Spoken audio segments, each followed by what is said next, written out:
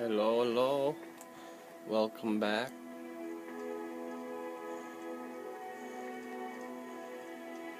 I'm going to read a book, and it's called Olaf and the Dragon by Adonato Leotelli. One of the more colorful legends in Nord folklore is the tale of Olaf, One-Eye, and Numinex. Long ago in the First Age, a fearsome dragon named Numinex ravaged the whole of SKYRIM. The dreadful Drake wiped out entire villages, burned cities, and killed countless Nords. It seemed that no power in Tamriel could stop the monster. This was a troubled time in SKYRIM's history, for a bitter war of succession raged between the holds. The Jarls might have been able to conquer the beast if they had worked together, but trust was in desperately short supply.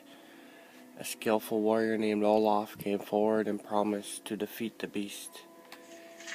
In some accounts, he is the Jarl of Whiterun. In other versions of the legend, Olaf promises the people of Whiterun that he will capture the monster if they will name him Jarl. At any rate, Olaf ventures forth with a handful of his most trusted warriors and seeks the beast out, eventually finding Numinex in his lair atop Mount Thor. Needless to say, it's an epic battle. First, Olaf comes at the dragon with his axe and his shield. Some variants of the legend say that Olaf and the beast battled with blade and claw for days, but were too evenly matched for either to gain an advantage. Most accounts hold that Olaf, perhaps frustrated that his weapons are completely ineffectual against the dragon, finally casts them aside, giving voice to the rage that has been building within him. Olaf unleashes a terrible shout. Here again the stories diverge. Many accounts hold that Olaf did not realize he possessed the power of dragon speech, while others suggest that he had long possessed this gift, but wished to test himself against the dragon in martial combat first. Virtually all variations of the legend, however, agree on what happened next. Using the awesome powers of the dragon language.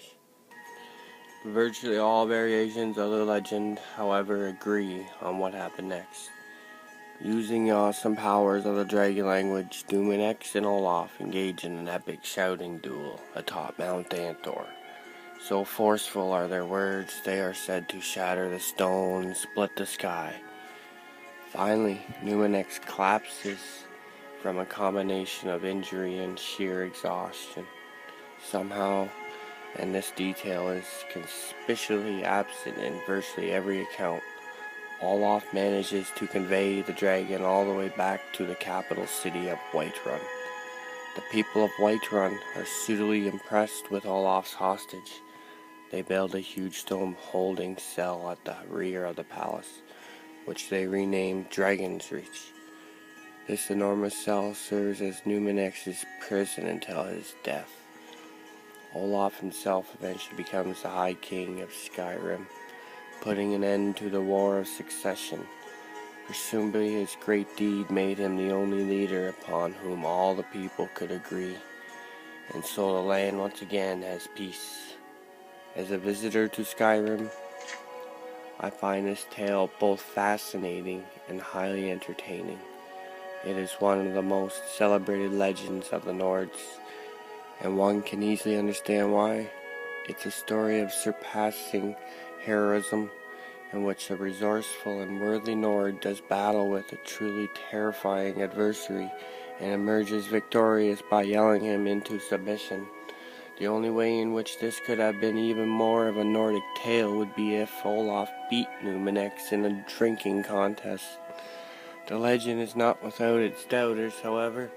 The bard Svafnir, who lived during Olaf's reign, wrote and performed an alternative verse that challenged Olaf's version of events. Enraged, the High King threw the rebellious bard in prison and destroyed all written copies of the verse. How I would love to lay hands on a copy of that verse. I admit I am immensely curious to know what assertions Svaknir made about how Olaf really defeated Numenex. There are a few ancient bard texts that provide one possible answer. These tombs suggest that Numenex was particularly foul-tempered because he was extremely old.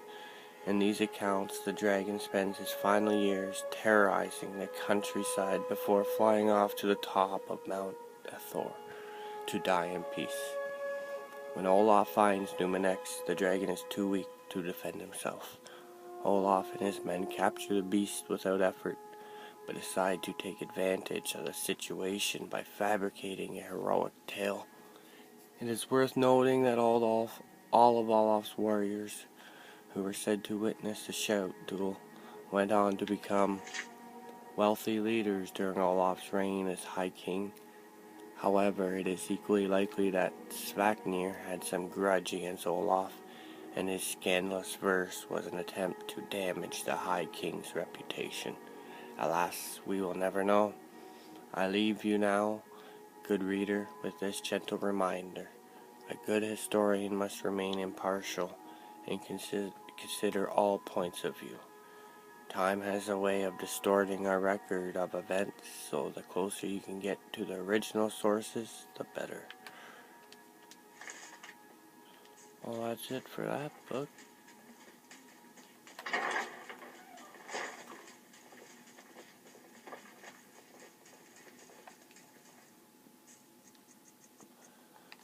Throw it on there.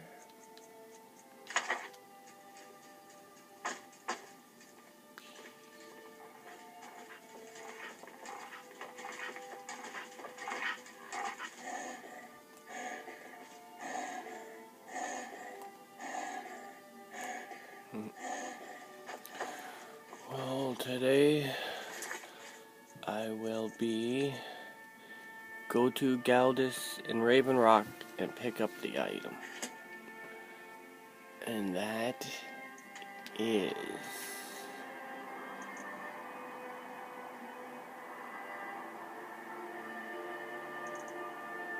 I don't know. Looks like there's no arrow there, so I don't think I can do that.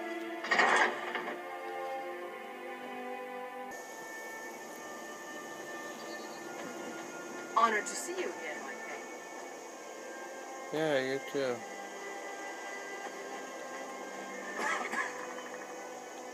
What's going on here? Go to Galdus. Raven Rock. Where's Raven Rock?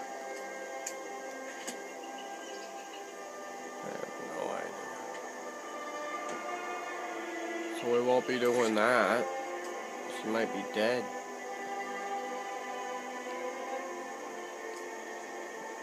I'm gonna go do this. The man who cried wolf. A representative from Dragon Bridge has appealed to the court in Solitude for help investigating Wolf Skull Cave. Falk Firebeard has asked me to clear out the cave. That's what I'll do.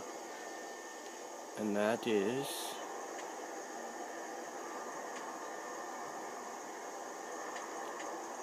all the way up here.